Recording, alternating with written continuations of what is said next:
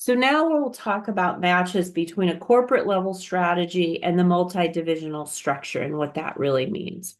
So a firm's continuing success leads to product or market diversification for both. So there are three variations or versions of the multi-divisional structure: corporate form, a strategic business unit form, and a competitive form. So what does that mean? Increasing diversification eventually creates, just think what we're talking about. When we diversify, we have more need for information processing, more need to coordinate between these diversified products and departments, and control problems that the functional structure just can't handle sometimes. Using a diversification strategy requires the firm to change from the functional structure to a multi-divisional structure to form this appropriate strategy and structure to match. So corporate level strategies have different degrees of product and market diversifications, right? The demand created by different levels of diversification highlight the need for a unique organizational structure to effectively implement its strategy. So let's look at the cooperative first, the cooperative form of the multi-divisional structure for implementing a related constrained strategy. So what are we talking about? Related constrained strategies means when I have multiple companies, there's some relationship between them and they share some types of resources. The cooperative form structure uses horizontal integration to bring about interdivisional cooperation across divisions in the firm. So the divisions in the firm use related constrained diversification to really commonly share what's formed around the products, the markets, or both. Divisions in a firm using this strategy are formed around products, markets, or both. The related constrained strategy finds that a firm sharing resources and activities across its businesses in order to develop economies of scope. And the cooperative structure uses different characteristics of the structure we just talked about related to centralization, standardization, and formalization.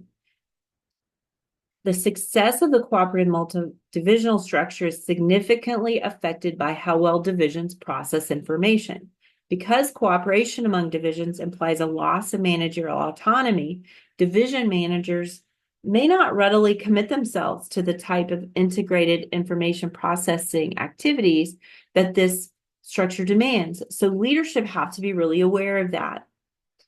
This matrix organization can evolve in firms implementing this related constrained activity strategy.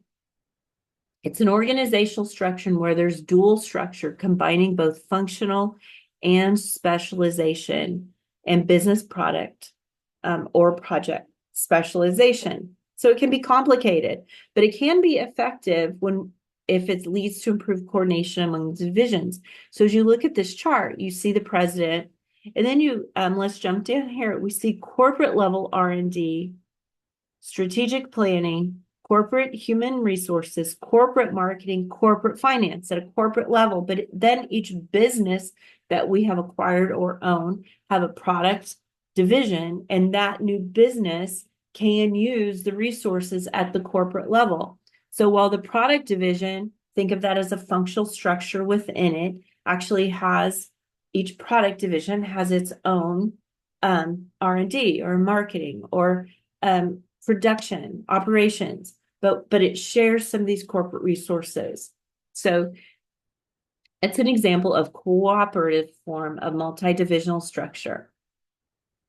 So if we look at the small business unit form of multi-divisional structure, let's see what this looks like. The strategic business unit structure is most appropriate for the related linked strategy. Related linked means we all share some resource. We have commonalities between the organizations now. So at least consists of three levels with a corporate headquarters, the strategic business unit, and then the divisions. So you see that in this chart. So the strategic business unit or the SBU structures used by large firms can be complex given associated organization size, product and market diversities. But each division within the SBU are related in terms of shared products or services in some way. They share product or market competencies to develop economies of scale and possibly economies of scope. So they have to talk to each other in order to get those economies of scope. We have to plan together. We have to know what each other are doing in order to get those economies of scale.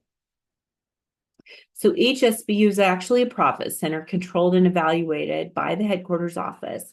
Financial controls are vital for this structure to work. Strategic controls are critical to the headquarters efforts to evaluate different performances, evaluate the quality of the portfolio. There are disadvantages associated with the SBU form also. Firms using this strategy and this structure in combination can find it difficult to effectively communicate the value of their operation to shareholders or other investors due to the complexity, and we kind of get absorbed within the corporate structure. So it doesn't always foster cooperation around the SBUs because we have to kind of compete for our space within the corporation. Well, that's not the intended structure. It can be the outcome of the structure and strategy. So we can use competitive form, a multi-division structure for implementing an unrelated strategy. So unrelated strategy is when we create value by efficient internal capital allocations, restructuring, buying, and selling businesses. Unrelated diversified firms should adopt this third variant of the multi-divisional structure, the competitive form, where controls emphasize competition between separate and usually unrelated divisions. This summarizes the structural characteristics of this competitive M form, and it can be characterized by a lack of sharing common corporate strengths and integrating mechanisms. The efficient internal capital market that is the foundation for using the unrelated diversification strategy requires organizational arrangements emphasizing divisional competition rather than cooperation.